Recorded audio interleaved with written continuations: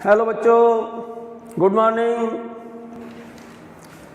चलो बच्चों, rotational motion की बात करते हैं। इससे प्रीवियस लेक्चर में, इससे पहले वाले वीडियो में आपने principle of conservation of angular momentum आपने सुना था, ठीक है ना। इससे प्रीवियस वीडियो देखें आप और वहाँ से आगे की बात करते हैं बच्चों, ठीक है ना।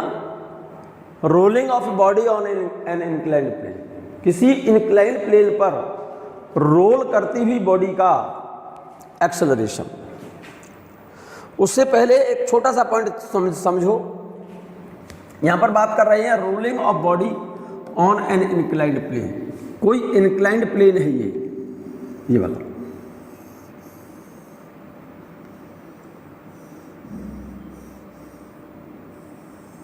इंक्लाइंड का मतलब इस हॉरिजॉन्टल से थीटा एंगल पर इंक्लाइंड है। इंक्लाइंड प्लेन तो समझते हो ना। इंक्लाइंड प्लेन हम माने कहें तो इस तरह से, ऐसे इंक्लाइंड, ऐसे हॉरिजॉन्टल से, इस हॉरिजॉन्टल से कुछ एंगल पर इंक्लाइंड है, ऐसे इस तरह से, ऐसे झुका हुआ, आनत तल बोलते हैं इसको, झुका हुआ इस तरह से, ऐसे। और इस पर कोई बॉडी रोल करते हुए, रोल करना मतलब समझते हैं रोलिंग मोशन। जैसे ये डिस्क है और इस तरह से रोल करते हुए, ऐसे ऐसे ऐसे रोल करते हुए, स्लिप नहीं, रोल करते हुए, ऐसे रोल करते हुए, रोलिंग मोशन ऐसे। क्लियर है। रोल करते हुए किसी इंक्लाइंड प्लेन पर कोई बॉडी चल रही हो तो उस केस में उस बॉडी का एक्सेलरेशन कितना होगा।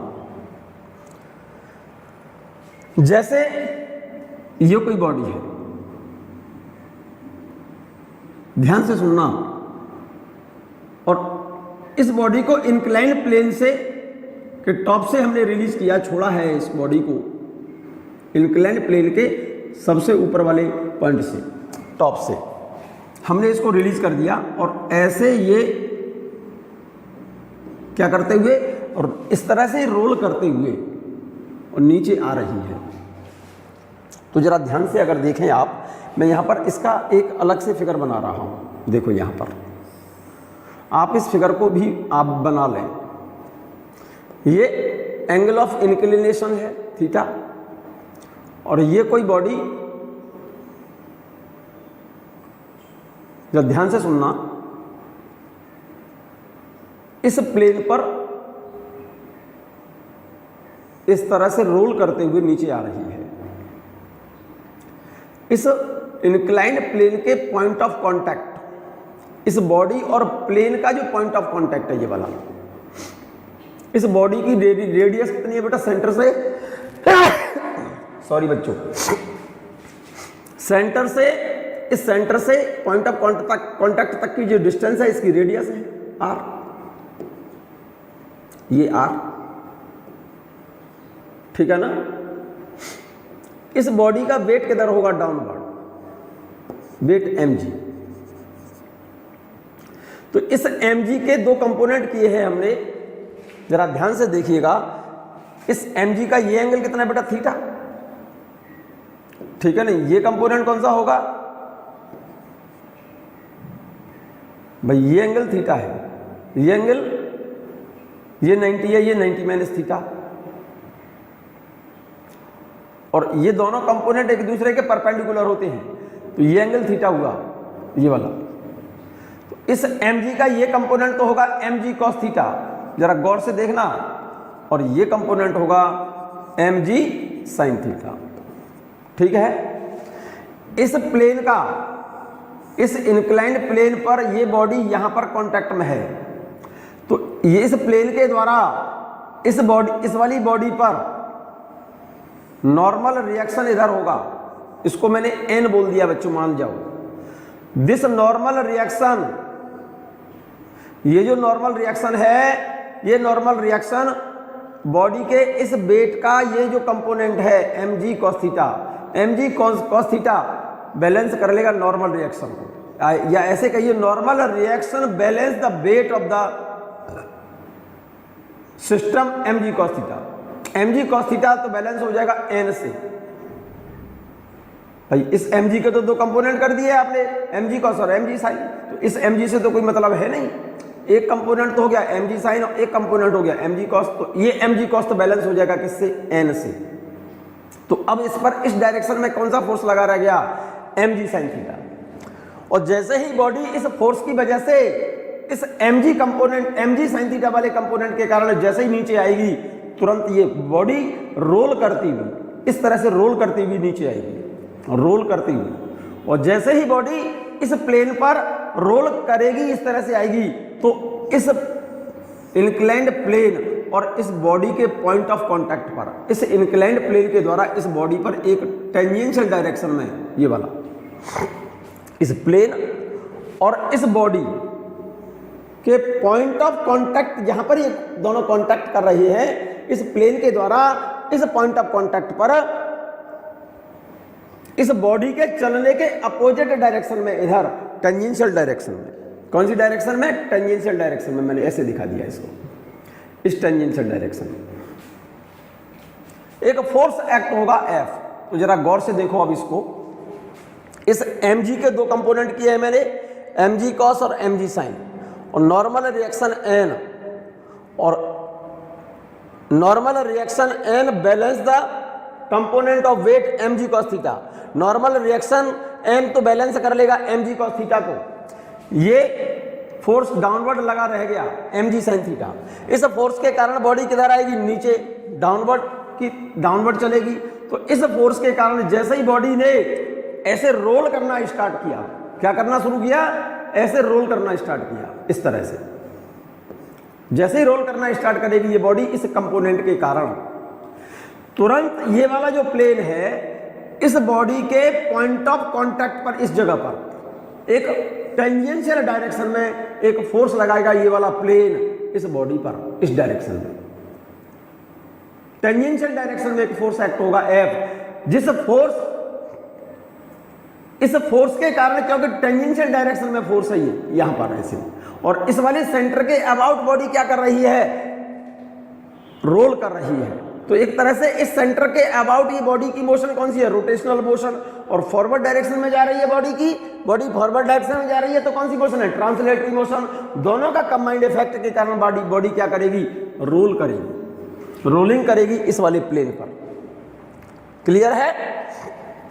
तो जरा गौर से देखो, ये वाला कंपोनेंट तो बैलेंस हो गया इस नॉर्मल रिएक्शन से, इसके कंपोनेंट कर दिए, इससे कोई मतलब है नहीं हमें। तो अब इस बॉडी पर कितने फोर्स रह गए, दो, एक तो रह गया mg sin थीटा डाउनवर्ड और एक टेंजेंशियल डायरेक्शन में F। इस फोर्स की वजह से बॉडी क्या करेगी, रोटेशनल मोशन करेगी इस फोर्स के कारण। Rotational effect of force is called, बोला जाता है टॉर्क। मैंने इस चैप्टर का सबसे पहला पॉइंट बताया था, rotational effect of force is called, और turning effect of force is called torque. इसका मतलब इस फोर्स की वजह से इस पर क्या एक्ट होगा, टॉर्क एक्ट होगा, और जब किसी बॉडी पर टॉर्क अप्लाई किया जाए तो उस बॉडी के अंदर एक एंगुलर एक्सेलरेशन जनरेट हो जाता है, और इस फोर्स की वजह से बॉडी किधर करेगी, चलेगी नीचे, डाउनवर्ड डायरेक्शन में। इसकी वजह से इस बॉडी के अंदर लीनियर एक्सेलरेशन जनरेट होगा। तो अब जरा गौर से देखो, यहां पर इस बॉडी पर इस mg के दो कंपोनेंट कर दिए आपने, mg cos और एक mg sin। इस फोर्स का मतलब खत्म हो गया। अब इस बॉडी पर देखेंगे, ये कंपोनेंट mg cos तो बैलेंस हो गया नॉर्मल रिएक्शन से, इस फोर्स की वजह से बॉडी किधर जाएगी, डाउनवर्ड, और जैसे ही बॉडी ने चलना स्टार्ट किया, तुरंत इस इंक्लाइंड प्लेन और इस बॉडी का पॉइंट ऑफ कांटेक्ट जहां पर है, ये प्लेन इस बॉडी पर एक टेंजेंशियल डायरेक्शन में फोर्स लगाएगा, ये वाला प्लेन इस बॉडी पर, और टेंजेंशियल डायरेक्शन में जैसे ही फोर्स एक्ट होगा तो इस फोर्स की वजह से तो बॉडी क्या करेगी, रोटेट, और इस फोर्स की वजह से बॉडी क्या करेगी, ट्रांसलेटरी मोशन। तो इस फोर्स की वजह से बॉडी क्या करेगी, रोटेट करेगी। फोर्स का जो टर्निंग इफेक्ट होता है वो टॉर्क कहलाता है। इसका मतलब इस फोर्स के द्वारा इस बॉडी पर क्या अप्लाई किया जाएगा, टॉर्क, जिसकी वजह से इस बॉडी में एक एंगुलर एक्सेलरेशन जनरेट होगा, और इस फोर्स के कारण बॉडी क्या करेगी, ट्रांसलेटरी मोशन। इस फोर्स की वजह से क्या होगा, उसमें लीनियर एक्सेलरेशन होगा। तो इस पॉइंट पर इस बॉडी पर दो फोर्स बचे हुए हैं, एक तो फोर्स ये और एक फोर्स ये। mg sin थीटा डाउनवर्ड है और f ऊपर है, ये वाला फोर्स ज्यादा होगा इससे, जिसकी वजह से बॉडी की मोशन डाउनवर्ड है। तो नेट फोर्स इस केस में बॉडी पर कितना होगा, जरा गौर से यहां देख लें आप, इस फिगर को देखें। Rolling of body on an inclined plane, simple सी बात बोल रहा हूं, ये इंक्लाइंड प्लेन है, ये वाला एंगल ऑफ इंक्लिनेशन हॉरिजॉन्टल से कितना है, थीटा। ये बॉडी है, आपको मैंने बता दिया है इसका वेट कंपोनेंट, वेट का कंपोनेंट mg को दो कंपोनेंट में ब्रेक किया है, mg साइन और mg कॉस। mg कॉस को बैलेंस कर लेगा कौन, normal reaction, normal reaction mg cos को बैलेंस कर लेगा। ये फोर्स रह गया डाउनवर्ड, और इस डाउनवर्ड फोर्स के कारण जैसे ही बॉडी ने नीचे की तरफ चलना स्टार्ट किया, तुरंत इस बॉडी पर ये इंक्लाइंड प्लेन एक टेंजेंशियल डायरेक्शन में फोर्स अप्लाई करेगा। इस फोर्स की वजह से बॉडी क्या करेगी, रोटेट, और इस फोर्स के कारण बॉडी क्या करेगी, ट्रांसलेटरी मोशन। तो इस बॉडी के अंदर दो एक्सेलेरेशन होंगे, एक तो एंगुलर एक्सेलेरेशन होगा और एक लीनियर एक्सेलेरेशन होगा। बॉडी रोल करते हुए फाइनली क्या करेगी, डाउनवर्ड चलेगी। तो इस बॉडी पर नेट फोर्स कितना होगा, ये फोर्स ज्यादा है, ये वाला फोर्स कम है।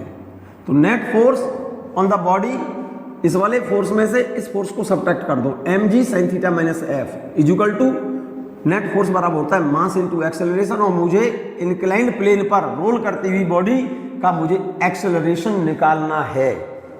बहुत होशियारी से सुनना।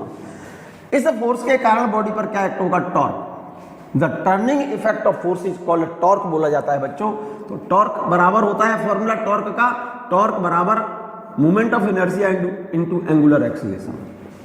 When torque is applied on the body, then angular acceleration will be produced. अगर किसी बॉडी पर टॉर्क लगाया जाए तो उसमें एंगुलर एक्सेलरेशन जनरेट होगा, और ये टॉर्क अप्लाई कौन कर रहा है, ये फोर्स।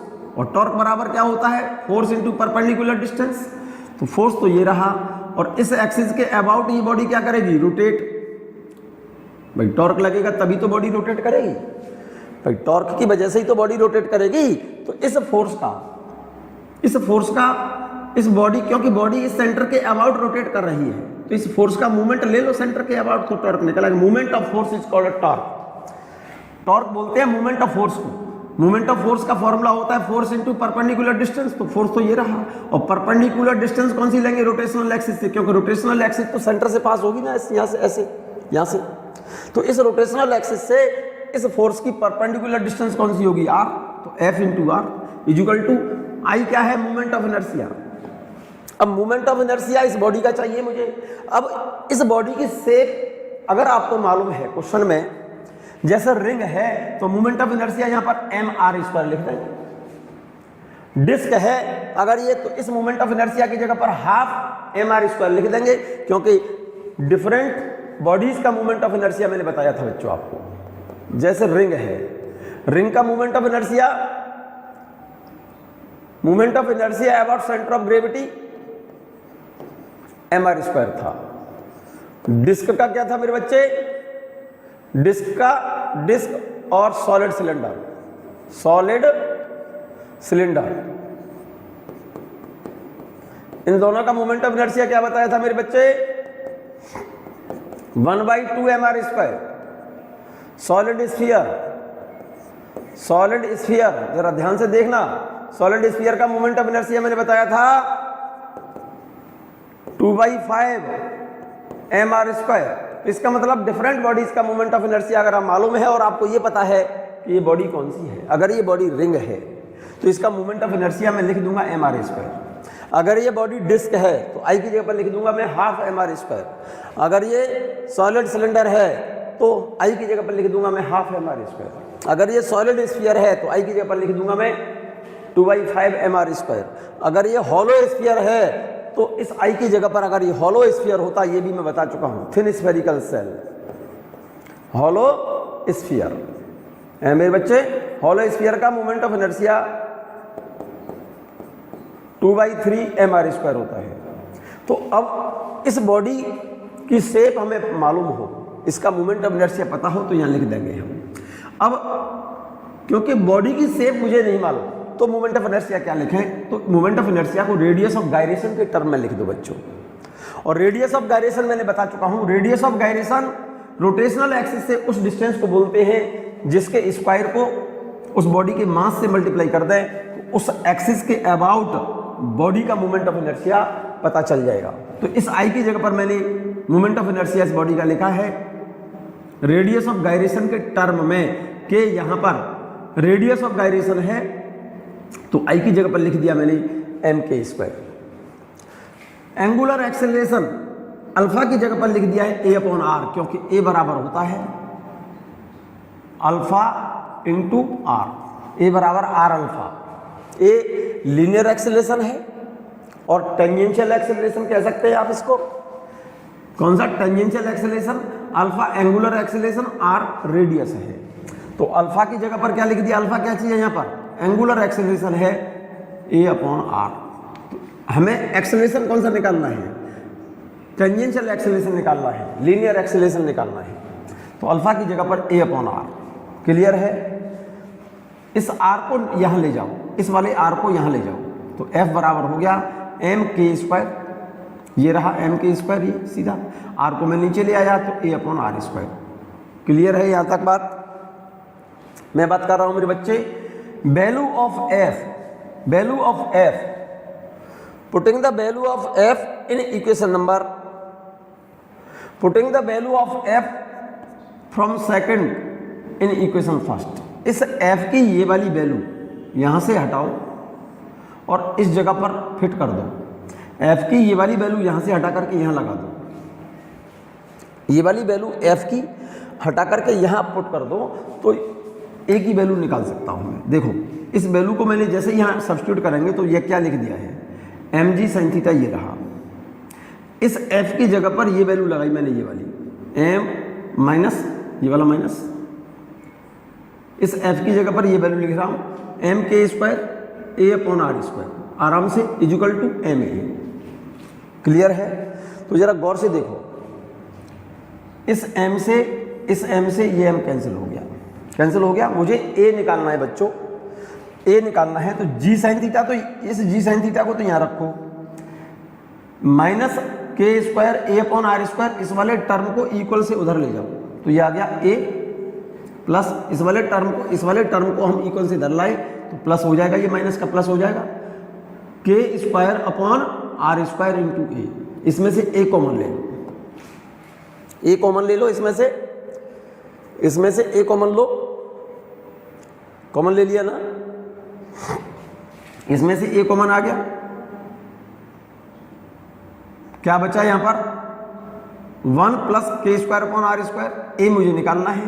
तो जरा गौर से देखो, g sin theta, a common लेके यहां क्या बचेगा?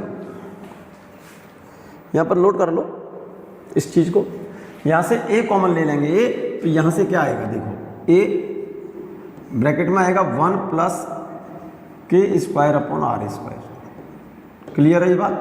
a की वैल्यू निकालनी है तो 1 प्लस k²/r², इस वाले टर्म को इसके नीचे लिख दो, तो ये वैल्यू तो ये रही 1 प्लस k²/r², इसके नीचे आ गई। Acceleration of a body rolls on inclined plane, rolling acceleration है, only for rolling motion not slipping. Body inclined plane पर क्या कर रही हो?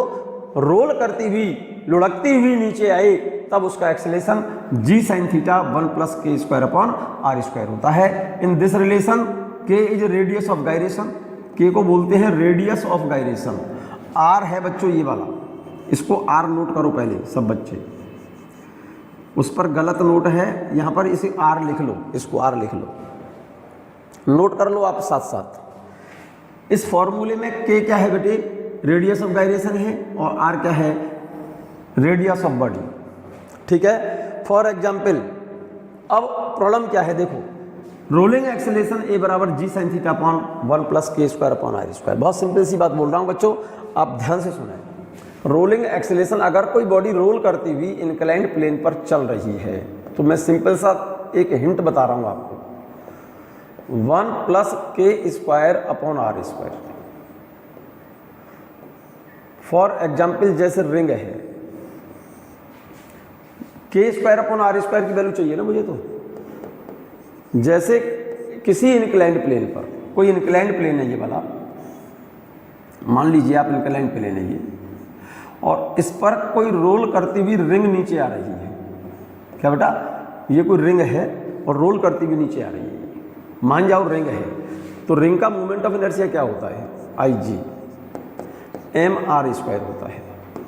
और एम आर स्क्वायर को रिंग के लिए, रिंग की रेडियस ऑफ गायरेशन निकालनी है, तो इसको मैं क्या लिखूंगा इसकी जगह पर, एम के स्क्वायर, तो क्योंकि मुझे के स्क्वायर अपॉन आर स्क्वायर निकालना है, तो रिंग के लिए आई जी बराबर एम के स्क्वायर बराबर एम आर स्क्वायर के होगा ना, एम आर स्क्वायर, तो एम से एम कैंसिल हो गया, तो K square upon R square. Ring की, रिंग के लिए क्योंकि मोमेंट ऑफ इनर्शिया मुझे मालूम है, और इस मोमेंट ऑफ इनर्शिया को क्या लिखेंगे हम, रेडियस ऑफ गायरेशन के टर्म में, एम के स्क्वायर बराबर एम आर स्क्वायर, तो यहाँ से के स्क्वायर अपॉन आर स्क्वायर की वैल्यू निकल आएगी। देखो इसकी के स्क्वायर अपॉन आर स्क्वायर की वैल्यू आ गई, ये वैल्यू हटाओ और यहाँ पर लिख दो। तो रोलिंग करती हुई, इंक्लाइंड प्लेन पर रोल करती हुई रिंग का एक्सेलरेशन कितना आ जाएगा, जी साइन थीटा अपॉन 1 + 1, मतलब 1/2 जी साइन थीटा। सबसे कम एक्सेलरेशन होगा किसका, रिंग का, रिंग का एक्सेलरेशन सबसे कम होगा बच्चों। एक और इंपॉर्टेंट पॉइंट बताऊं, रोलिंग एक्सेलरेशन ये रहा और यहां पर लिखा है के स्क्वायर अपॉन आर स्क्वायर। बहुत सिंपल सी बात बोल रहा हूं, के स्क्वायर अपॉन आर स्क्वायर की वैल्यू मुझे फाइंड करनी है। रिंग है तब तो आपकी वैल्यू कितनी निकल आई, एम आर स्क्वायर से एम के स्क्वायर बराबर एम आर स्क्वायर, तो K square by R square equal to 1। अब अगर डिस्क होती है तो डिस्क का मोमेंट ऑफ इनर्शिया क्या होता है, 1/2 एम आर स्क्वायर। तो सिंपल सी बात बोलूँ ना, सिंपल सी बात बोल रहा हूँ, देखो मुझे के स्क्वायर अपॉन आर स्क्वायर की वैल्यू निकालनी है मुझे। तो देखो जैसे रिंग है, सुनना मेरी बात को, रिंग का मोमेंट ऑफ इनर्शिया आई बराबर होता है, आई जी बराबर होता है एम आर स्क्वायर, समझना। डिस्क है और सॉलिड सिलेंडर है, सॉलिड सिलेंडर, सॉलिड सिलेंडर है, इसका मोमेंट ऑफ इनर्शिया क्या होता है मेरे बच्चे, I G equal to 1/2 M R square. ध्यान से सुनना आप मेरी बात को। सॉलिड स्फीयर है, सॉलिड स्फीयर, सॉलिड स्फीयर का मोमेंट ऑफ इनर्शिया होता है 2/5 M R square, M R square. बहुत होशियारी से सुनना, हॉलो स्फीयर नोट करते जाइए, हॉलो स्फीयर का moment of inertia I G क्या होता है, ये सब आपको लर्न होने चाहिए, 2/3 एम आर स्क्वायर। अब मुझे रिंग का मोमेंट ऑफ, रिंग का रोलिंग करती हुई, इंक्लाइंड प्लेन पर रोल करती हुई रिंग का एक्सेलरेशन निकालना है। फॉर्मूला ये रहा, जी साइन थीटा अपॉन 1 + के स्क्वायर अपॉन आर स्क्वायर। अब प्रॉब्लम यह है कि के स्क्वायर अपॉन आर स्क्वायर की वैल्यू मैं कहाँ से लाऊं, रिंग का निकालना है। रिंग, जैसे रिंग है तो रिंग वाला फॉर्मूला जो है मोमेंट ऑफ इनर्शिया का है ना, M R square. M R square के आगे जो यहाँ लिखा हुआ है, एम आर स्क्वायर के आगे यहाँ पर क्या लिखा है, 1। तो एम आर स्क्वायर के आगे जो वैल्यू लिखी हुई है ना, उस वैल्यू को के स्क्वायर अपॉन आर स्क्वायर की जगह पर रख दो, रिंग का मोमेंट ऑफ इनर्शिया निकल आया, g sine theta upon 1 + M R square के आगे क्या है, 1, यहाँ 1 लिख दो, तो 1 + 1 1/2 जी साइन थीटा। जैसे डिस्क का निकालना है, डिस्क का निकालना है, सॉलिड सिलेंडर का निकालना है, तो एम आर स्क्वायर के आगे क्या लिखा हुआ है, 1/2। तो ये इसकी जगह पर 1/2 लिख दो, 1 + 1/2, तो नीचे आ जाएगा 3/2, 2 पहुंचेगा ऊपर, तो उसका एक्सेलरेशन हो जाएगा डिस्क का 2/3 जी साइन थीटा। सॉलिड स्फीयर का निकालना है, सॉलिड स्फीयर का एम आर स्क्वायर के आगे क्या लिखा है, 2/5, यहां पर 2/5 लिख दो, 1 + 2/5 7/5, 7/5 5 पहुंचेगा ऊपर, तो एक्सेलरेशन आएगा 5/7 जी साइन थीटा, किसका, सॉलिड स्फीयर का। हॉलो स्फीयर का निकालना है, तो एम आर स्क्वायर के आगे क्या लिखा हुआ है, 2/3, 2/3 को यहां से हटाओ और इस जगह पर लिख दो। हॉलो स्फीयर का मोमेंट क्या निकल आएगा, एक्सेलरेशन निकल आएगा, रोलिंग एक्सेलरेशन। तो जी साइन थीटा अपॉन 1 + 2/3, 1 + 2/3 कितना हो गया, 5/3, 3 को ले जाओ ऊपर, तो 3/5 जी साइन थीटा। क्लियर है मेरी बात, क्लियर है। चलें आगे, चलिएगा। जैसे रिंग आपको बताया मैंने, रिंग का moment of inertia M R square है, तो एम आर स्क्वायर के आगे 1 लिखा हुआ है, तो यहाँ पर इसकी जगह पर 1 लिख दो, रिंग का मोमेंट ऑफ इनर्शिया निकल आएगा। अदरवाइज रिंग का एम आर स्क्वायर को एम के स्क्वायर के बराबर लिखकर के स्क्वायर अपॉन आर स्क्वायर की वैल्यू 1, ये वैल्यू हटा करके इस फॉर्मूले में, फॉर्मूला तो यही वाला है, रोलिंग एक्सेलरेशन ए बराबर जी साइन थीटा अपॉन 1 प्लस के स्क्वायर अपॉन आर स्क्वायर, और के स्क्वायर अपॉन आर स्क्वायर की जगह पर रिंग का 1 लिख दिया, तो 1 प्लस 1 1/2 जी साइन थीटा। किसी इंक्लाइंड प्लेन पर, किसी इंक्लाइंड प्लेन पर, बहुत सिंपल सी बात बोल रहा हूं बच्चों, ये कोई इंक्लाइंड प्लेन है, ध्यान से सुनना, और इसके टॉप से कोई बॉडी रोल करते हुए नीचे चले, तो रोल करती हुई बॉडी का एक्सेलरेशन इस बॉडी का मुझे पता है, ठीक है ना। तो बॉटम तक, टॉप से इस बॉटम तक पहुंचने में लगा समय क्या होगा। मान लो यहां से यहां तक चली गई डिस्टेंस एस है और इनिशियल वेलोसिटी इस जगह पर इसकी 0 है, और रोल करते हुए मुझे एक्सेलरेशन मालूम है, तो इंक्लाइंड प्लेन के टॉप से बॉटम तक पहुंचने का समय कौन सा फॉर्मूला लगाएंगे, एस बराबर UT plus half a T square. Clear है। इनिशियल वेलोसिटी तो 0 है, तो एस बराबर क्या लिखेंगे, हाफ ए टी स्क्वायर। तो टाइम कितना लगेगा बॉटम तक पहुंचने में, √2s अपॉन ए। तो इसका मतलब ये हो गया, अगर कोई बॉडी रोल करते हुए इंक्लाइंड प्लेन के टॉप से बॉटम तक चले, तो उसको बॉटम तक पहुंचने में लगा समय, उस बॉडी को समय ज्यादा लगेगा जिसका एक्सेलरेशन कम है। जिसका एक्सेलरेशन कम है उसको टाइम ज्यादा, और जिसका एक्सेलरेशन ज्यादा है उसको बॉटम तक पहुंचने में लगा समय। इसका मतलब जिसका एक्सेलरेशन कम है वो बॉडी बॉटम तक देर से पहुंचेगी, जो कम से डिवाइड करोगे तो टाइम ज्यादा लगेगा ना पहुंचने में। और बॉटम पर जब बॉडी पहुंचेगी तो उसकी वेलोसिटी कितनी गेन कर लेगी बॉडी, वी स्क्वायर बराबर यू स्क्वायर प्लस 2as, तो यू तो 0 हो गया, 2as, तो v बराबर √2as। तो वेलोसिटी कौन सी बॉडी ज्यादा गेन करेगी, जिसका एक्सेलरेशन ज्यादा होगा वेलोसिटी ज्यादा होगी, और जिसका एक्सेलरेशन कम होगा उसकी वेलोसिटी कम होगी। ये बात क्लियर हो गई, सिंपल सी बात है। रोल करते हुए बॉडी चल रही है, तो रोलिंग एक्सेलरेशन कितना होता है, जी साइन थीटा अपॉन 1 प्लस के स्क्वायर अपॉन आर स्क्वायर। जहां पर के रेडियस ऑफ गायरेशन है, रेडियस ऑफ गायरेशन आपको निकालना आता होगा तो एक्सेलरेशन बॉडी का निकल आएगा, ठीक है ना। Only in rolling motion, this acceleration in rolling motion, ये एक्सेलरेशन केवल तब है जब बॉडी रोल करते हुए इंक्लाइंड प्लेन पर चल रही है। Only in rolling motion, only in rolling motion. अगर बॉडी रोल करती हुई बॉडी इंक्लाइंड प्लेन पर चले तब एक्सेलरेशन इतना होगा। अगर बॉडी केवल स्लिप करे, एक बॉडी स्लिप करते हुए बॉडी इंक्लाइंड प्लेन पर चले तो उसका एक्सेलरेशन होता है ए बराबर, if a body slip on inclined plane, smooth inclined plane, ये ओनली इन स्लिपिंग, जब बॉडी स्लिप कर रही हो, इन केस ऑफ स्लिप कर रही है बॉडी, क्या कर रही है बेटा, स्लिप और स्लाइड, स्लिप करे या फिर स्लाइड करे, ठीक है ना। या तो स्लिप करती हुई बॉडी नीचे चले, स्लिप या स्लाइड बात तो एक ही है, without friction. If a body slide on inclined plane, frictionless surface, surface कैसी हो जिसमें कोई फ्रिक्शन ना हो, स्मूथ सरफेस, तो स्मूथ सरफेस पर स्लाइडिंग एक्सेलरेशन होता है ए बराबर जी साइन थीटा। जरा गौर से देखो, रोल करते समय एक्सेलरेशन कम है, स्लाइड करते समय एक्सेलरेशन ज्यादा है, क्योंकि यहां पर जी साइन थीटा को डिवाइड कर रहे हो आप 1 प्लस के स्क्वायर अपॉन आर स्क्वायर से। इस वैल्यू को जब एक से ज्यादा वैल्यू से डिवाइड करोगे तो ये रोलिंग एक्सेलरेशन कम आएगा। Rolling acceleration is always less than sliding acceleration.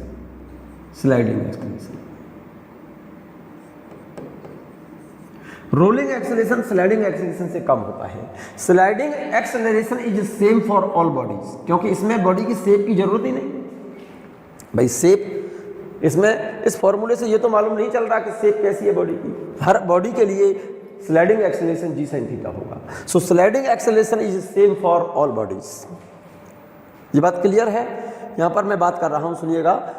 Ring के केस में रोलिंग एक्सेलेरेशन समझ आ गया होगा, जी साइन थीटा अपॉन 1 प्लस के स्क्वायर अपॉन आर स्क्वायर, के स्क्वायर अपॉन आर स्क्वायर की जगह पर क्या लिख देंगे, क्योंकि रिंग के केस में moment of inertia M R square, क्योंकि रिंग का के निकालना है तो बराबर एम के स्क्वायर, एम से एम कट गया, तो K square upon R square की वैल्यू 1, किसके लिए, स्पेशली फॉर रिंग।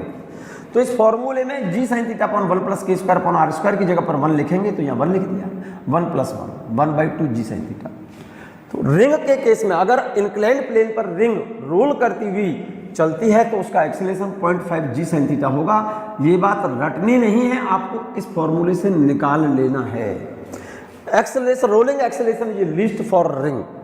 आप जो बॉडी जानते हो, ring, disc, solid cylinder, solid sphere, hollow sphere, इन सभी में से रिंग का एक्सेलरेशन सबसे कम होगा, और जिसका एक्सेलरेशन कम है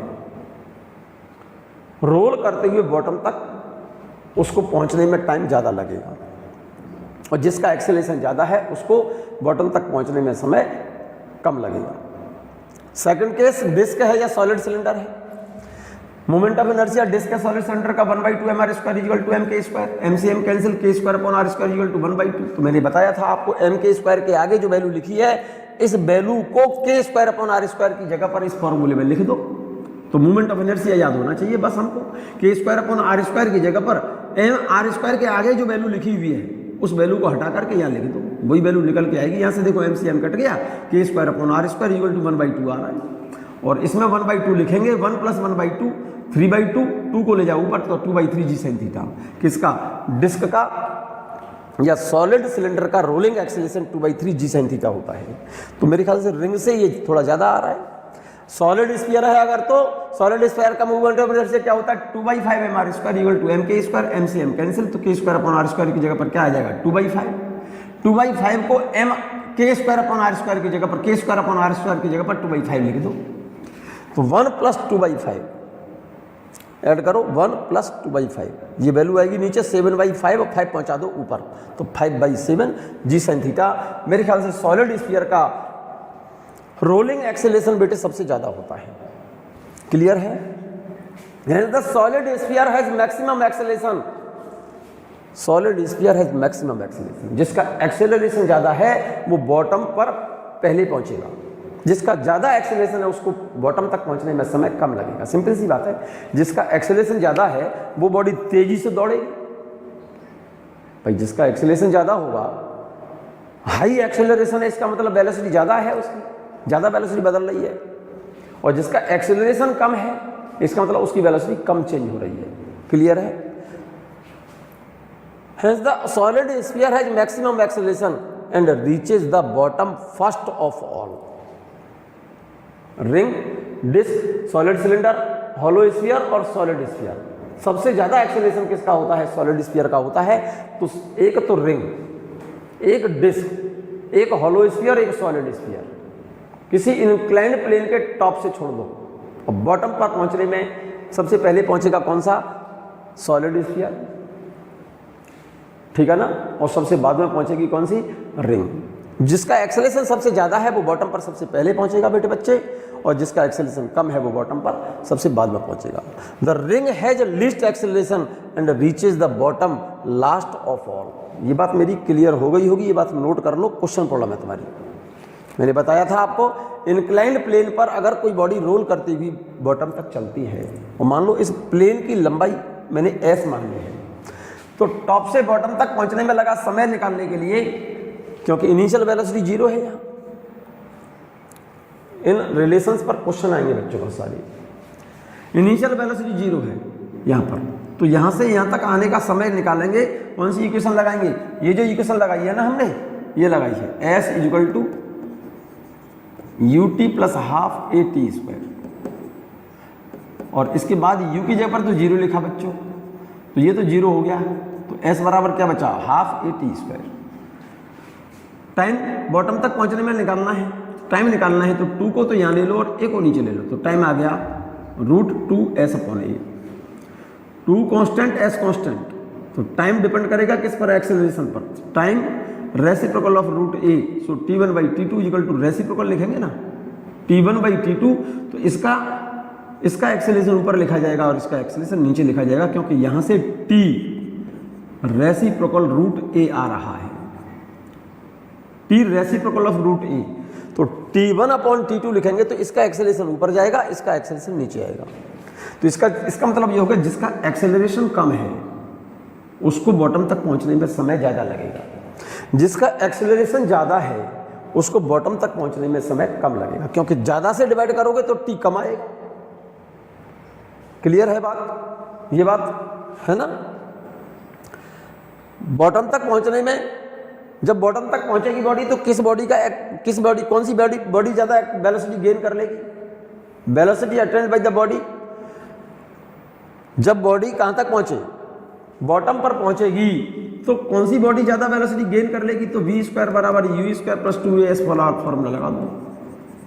इनिशियल वेलोसिटी 0 है, v² बराबर 2as, that is v equal to root 2as। Clear है? 2 कांस्टेंट, s कांस्टेंट, तो v डायरेक्टली प्रोपोर्शनल क्या हो गया? v डायरेक्टली रूट a हो गया। तो v directly proportional root a, जरा गौर से देख लो, तो v1/v2 equal to root a1/a2। जिसका एक्सेलरेशन ज़्यादा है उसकी वेलोसिटी ज़्यादा, जिसका एक्सेलरेशन कम है उसकी वेलोसिटी कम। ठीक है। अगर कोई बॉडी किसी स्मूथ इंक्लाइंड प्लेन पर स्लाइड करती हुई बॉटम तक पहुंचे, नोट कर लीजिए इस पॉइंट को, if the body slide down without friction, frictionless surface का मतलब दैट इज विदाउट फ्रिक्शन का मतलब है स्मूथ सरफेस। कौन सी सरफेस? Smooth surface. सरफेस कैसी हो? स्मूथ हो, मतलब विदाउट फ्रिक्शन का मतलब उसमें फ्रिक्शन ना हो, और कोई बॉडी इंक्लाइंड प्लेन के टॉप से स्लिप कर रही हो, स्लाइड करे। स्लाइड करने का मतलब स्लिप या स्लाइड करे विदाउट फ्रिक्शन, मतलब इस बॉडी और इस इंक्लाइंड प्लेन के बीच में कोई फ्रिक्शन ना हो, स्मूथ सरफेस हो, और इस वाले इंक्लाइंड प्लेन पर ये बॉडी स्लिप करते हुए नीचे आए। In case of slipping acceleration होता है मेरे बच्चे g sin थीटा केवल। रोलिंग के केस में क्या था? g sin theta upon 1 + k² upon r²। और स्लिप अगर करती हुई बॉडी इंक्लाइंड प्लेन पर चलती है विदाउट फ्रिक्शन तो उसका एक्सेलरेशन होता है विदाउट फ्रिक्शन। इस शब्द को बहुत अच्छी तरह से याद समझो इस बात को। और अगर फ्रिक्शन होगा तो एक्सेलरेशन इतना नहीं होगा। क्या होगा? ये हम next topic Newton's laws of motion और फ्रिक्शन पढ़ाएंगे, उसमें पढ़ाएंगे आपको। विदाउट स्लिपिंग,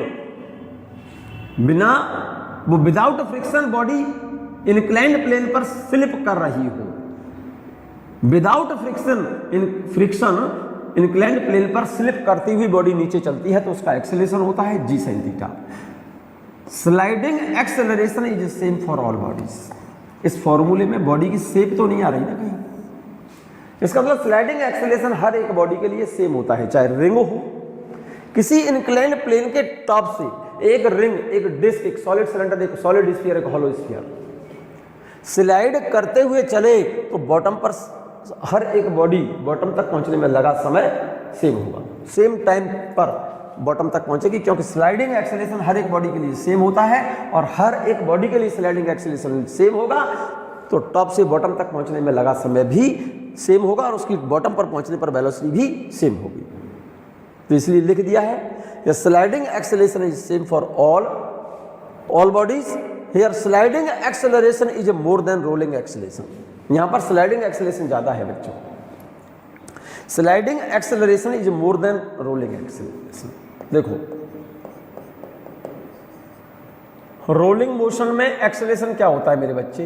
रोलिंग एक्सेलरेशन में एक्सेलरेशन क्या था? g sin theta upon 1 + k² upon r²। और स्लाइडिंग एक्सेलरेशन में क्या होगा बेटा? स्लाइडिंग एक्सेलरेशन, स्लाइड करती हुई बॉडी अगर इंक्लाइंड प्लेन पर स्लाइड करती हुई बॉडी बॉटम तक पहुंचती है तो विदाउट फ्रिक्शन, तो एक्सेलरेशन होता है g sin थीटा। ये तो स्लाइडिंग एक्सेलरेशन है, ये ऐसे लिख दिया, ये रोलिंग एक्सेलरेशन है। रोलिंग एक्सेलरेशन मेरे ख्याल से ये वाला एक्सेलरेशन कम है इससे, लेस देन स्लाइडिंग एक्सेलरेशन। अगर किसी इंक्लाइंड प्लेन पर, जैसे एक रिंग एक बार तो रोल करती हुई चल रही है और एक बार स्लाइड करती हुई चल रही है, तो बॉटम तक किस रोल करती हुई रिंग और एक बार स्लाइड, वही रिंग स्लाइड करती हुई बॉटम तक पहुंचे, तो स्लाइड करते हुए जब रिंग पहुंचेगी तो वो पहले पहुंचेगी और रोल करते हुए बाद में पहुंचेगी, क्योंकि स्लाइडिंग एक्सेलेरेशन कम है, जिससे रोलिंग एक्सेलेरेशन से एक्सेलेरेशन कम है तो टाइम ज़्यादा लगेगा। तो स्लाइड करती हुई बॉडी का एक्सेलेरेशन ज़्यादा है तो बॉटम तक पहुंचने में उसको समय कम लगेगा। क्लियर है ये बात? इसलिए यहाँ पर लिख दिया है यार, sliding acceleration is more than rolling acceleration. Clear हो गई बात? है the body which slides down, the body which slides down on the inclined plane reaches the bottom earlier than the body which rolls down on the same inclined plane। Clear होगी बात? उसी inclined plane पर, same inclined plane पर एक बार तो body slide करते हुए चले और एक बार रोल करते हुए चले, तो स्लाइड करती हुई बॉडी पहले पहुंचेगी रोलिंग करती हुई बॉडी के कंपैरिजन में। Movement of inertia, movement of inertia of a diatomic molecule, movement of inertia of diatomic molecule. Simple सा पॉइंट है बच्चों, आप ध्यान से अगर सुनेंगे बहुत ज्यादा सिंपल पॉइंट है ये। Movement of inertia of diatomic molecule, ध्यान से सुने और नोट करना है आप इसे। Movement of inertia of a diatomic molecule, ठीक है, नोट करिए। डाई एटॉमिक का मतलब होता है जिसमें दो एटम हो। डाई एटॉमिक मॉलिक्यूल ऐसा मॉलिक्यूल जिसमें दो एटम हैं, जैसे हाइड्रोजन मॉलिक्यूल है H2 मॉलिक्यूल, तो हाइड्रोजन का एक एटम तो ये हो गया और एक एटम ये हो गया, ये हाइड्रोजन एटम और ये हाइड्रोजन, ये डाई एटॉमिक मॉलिक्यूल हो गया। जैसे HCl मॉलिक्यूल है, HCl मॉलिक्यूल, तो H मॉलिक्यूल तो ये रहा और Cl मॉलिक्यूल ये रहा। डाई एटॉमिक मॉलिक्यूल का मोमेंट ऑफ इनर्शिया आप फाइंड करना है हमको, कब? जब रोटेशनल एक्सिस के सेंटर ऑफ मास से पास हो। जैसे इसका हाइड्रोजन एटम का ये इंटर एटॉमिक डिस्टेंस कहते हैं, इन दोनों एटम के बीच की सर्फेस को बोलते हैं इंटर एटॉमिक डिस्टेंस, और रोटेशनल एक्सिस पास हो इसके सेंटर ऑफ मास से। जैसे इसका मास हम m1 मान लें, इसका मास m2 मान लें, और इस एक्सिस के अबाउट मोमेंट ऑफ इनर्शिया निकालना है जो इस डाई एटॉमिक मॉलिक्यूल के सेंटर ऑफ मास से पास हो। जैसे यहां पर दूसरा मॉलिक्यूल लिया मैंने HCl मॉलिक्यूल, एक तो हाइड्रोजन एटम इसका मास m1, एक Cl मॉलिक्यूल इसका मास m2, दोनों अलग अलग एटम हो गए क्योंकि मास सेपरेट हो गए। यहां पर दोनों एटम सेम है, m1 और m2 तो बराबर हो जाएगा ना, इसका सेंटर ऑफ मास बिल्कुल एग्जैक्ट सेंटर से पास होगा। लेकिन अगर अनइक्वल एटम होते हैं तो उनका सेंटर ऑफ मास, इनका सेंटर ऑफ मास जो जाएगा कहां से पास होगा? सेंटर ऑफ मास जो हैवी मॉलिक्यूल है उसके ज्यादा पास में होगा और जो लाइटर मॉलिक्यूल है उससे दूर होगा। मान लो इस डाई एटॉमिक मॉलिक्यूल का सेंटर ऑफ मास यहां से पास होगा, इसके अबाउट मोमेंट ऑफ इनर्शिया निकालना है मुझे, इसका सेंटर ऑफ मास है। एक डिस्टेंस तो मान लो r1 और एक डिस्टेंस मान लो r2, क्योंकि क्वेश्चन में जो गिवन होगा ना आपको डाई एटॉमिक डिस्टेंस देगा, इंटर एटॉमिक डिस्टेंस देगा। इस डाई एटॉमिक मॉलिक्यूल है इसकी इंटर एटॉमिक डिस्टेंस, इस डिस्टेंस को बोलते हैं, इस एटम से लेकर इस एटम तक की जो डिस्टेंस होती है इंटर एटॉमिक डिस्टेंस बोलते हैं हम इसको r, ये वाली डिस्टेंस, इस डिस्टेंस को r बोलते हैं इंटर एटॉमिक डिस्टेंस। आपको क्वेश्चन में ये कंप्लीट डिस्टेंस गिवन होगी। एक एटम का मास इसका m1 दिया होगा, m2 दिया होगा, जो रोटेशनल एक्सिस इसके सेंटर ऑफ मास से पास हो रही है, इस एक्सिस के अबाउट मुझे मोमेंट ऑफ इनर्शिया निकालना है, इस एक्सिस के अबाउट मोमेंट ऑफ इनर्शिया पता करना है। तो इस डाई एटॉमिक मॉलिक्यूल का मोमेंट ऑफ इनर्शिया इस एक्सिस के अबाउट क्या होगा? इस वाली एक्सिस के अबाउट I बराबर इस एटम का moment of inertia m1 r1 square plus इस एटम का moment of inertia m2 into ये डिस्टेंस का square m2 r2 square. m1 और m2 क्वेश्चन में गिवन होगा और ये r गिवन होगी आपके लिए, तो आपको क्या फाइंड करना पड़ेगा? आपको इसमें r1 पता करना पड़ेगा, यहां से यहां तक की डिस्टेंस कितनी होगी, और r2 मालूम करना होगा ये डिस्टेंस कितनी होगी। ठीक है ना। तो इस रोटेशनल एक्सिस जो उसके सेंटर ऑफ मास से पास हो रही है उसके अबाउट मोमेंट ऑफ इनर्शिया आपको निकालना है। कैसे निकालेंगे ये प्रोसीजर देखिए, ये प्रोसीजर देखें।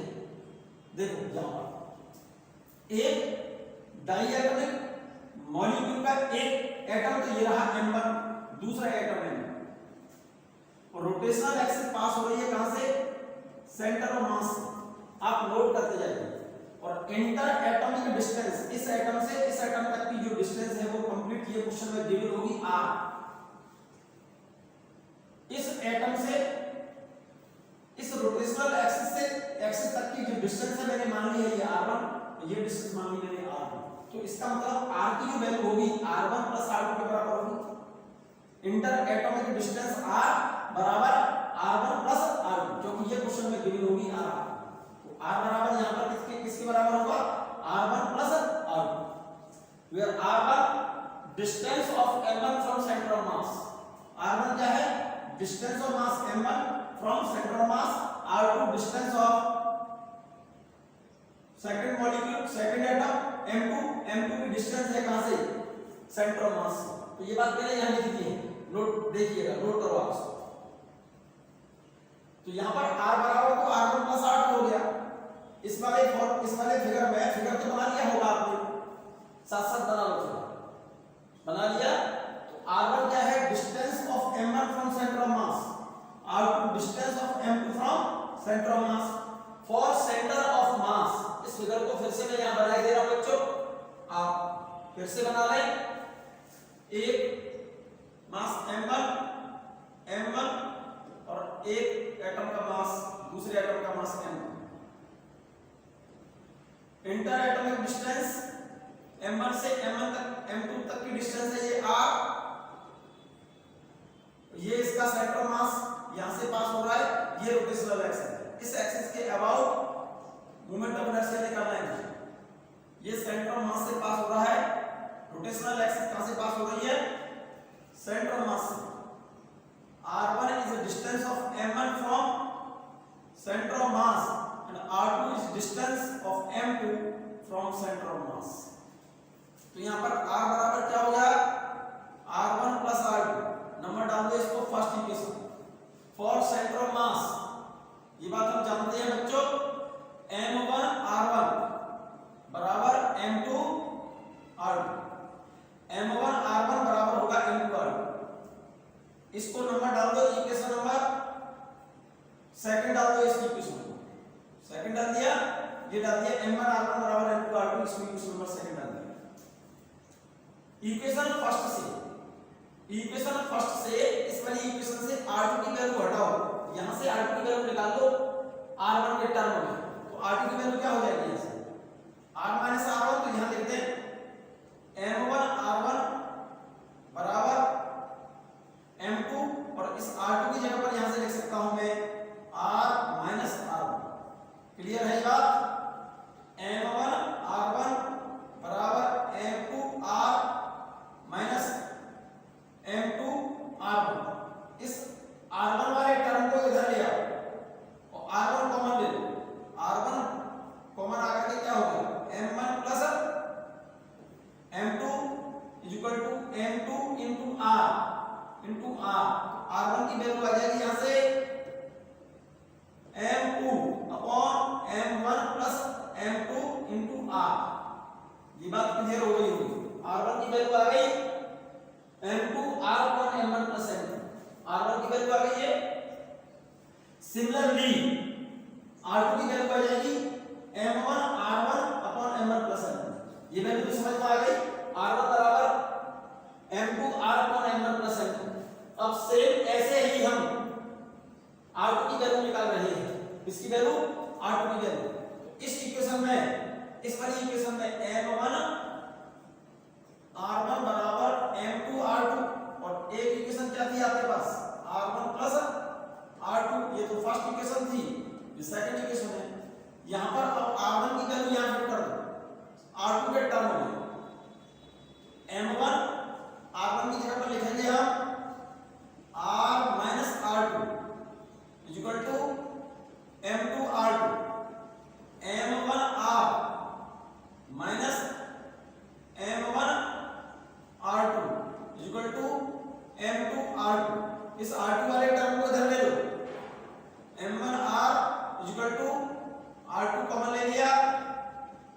m1 plus m2। क्लियर है? r2 की वैल्यू आ जाएगी मेरे बच्चे m1 upon m1 plus m2 into r। r2 की वैल्यू ये है। ये बात क्लियर है? अब मुझे मोमेंट ऑफ इनर्शिया निकालना है। मोमेंट ऑफ इनर्शिया निकालना है सेंटर ऑफ मास के अबाउट। सेंटर ऑफ मास के अबाउट मोमेंट ऑफ इनर्शिया का फॉर्मूला क्या है? मोमेंट ऑफ इनर्शिया का सिंपल सा फॉर्मूला लगाइए आप। ये मास m1, ये m1, ये m2, ये सेंटर ऑफ मास, इसके अबाउट मोमेंट ऑफ इनर्शिया मुझे पता करना है। ये डिस्टेंस मेरे बच्चे r1 है और ये डिस्टेंस r2 है। अब इस रोटेशनल एक्सिस के about moment of inertia I बराबर होगा m1 r1 square plus m2 r2 square. Clear है? I equal to m1, r1 की वैल्यू क्या आई थी? ध्यान है, r1 की वैल्यू आई थी m2 upon m1 plus m2 into इसका स्क्वायर हो रहा है ना, इसका स्क्वायर हो रहा है इनटू r और है, यहां पर r और है m2 r upon m1 plus m2 का square plus plus m2 r2 की value m1 r upon m1 plus m2 का होल स्क्वायर। क्लियर है ये बात? ये बात क्लियर है? ये दोनों ऐड कर दिए, देखो यहां पर ये रहे m1 ये रहा और r1 स्क्वायर की जगह पर m2 r upon m1 plus m2 का स्क्वायर। इस r2 की जगह पर वैल्यू लिख दी, ये तो m2 r2 की वैल्यू कितनी थी? m1 r upon m1 plus m2 का स्क्वायर। ठीक है ना? इन दोनों टर्म में जरा गौर से देखो, इसमें और इसमें गौर से देखो क्या कॉमन आ रहा है। देखो इन दोनों टर्म में, इसमें और इसमें, यहां से m1, यहां से m1 और m2 और r square, m1 m2 m2 m1 और ये r स्क्वायर कॉमन आ रहा है। यहां से क्या बचेगा? m1 प्लस m2 का स्क्वायर होल स्क्वायर हो रहा है ये। तो यहां से क्या बचा होगा? यहां से बचा m2 और यहां से बचा m1। क्लियर है? एक टर्म इस वाले टर्म से इसका स्क्वायर कर दिया। चेक कर लो गौर से। इतनी तो सिंपल कैलकुलेशन समझ आ गई होगी। तो वैल्यू क्या बचेगी? I equal to m1 m2 upon m1 plus m2 into r square. और इसको लिख दिया मेरे बच्चे हमने reduced mass mu. Mu is a reduced mass और रिड्यूस्ड मास के लिए फॉर्मूला लिखा है मैंने। म्यू किसकी जगह पर लिखा है आपने? ये वाली value m1 m2 upon m1 plus m2। तो reduced mass equal to m1 m2 upon m1 plus m2। इस म्यू को बोलते हैं रिड्यूस्ड मास।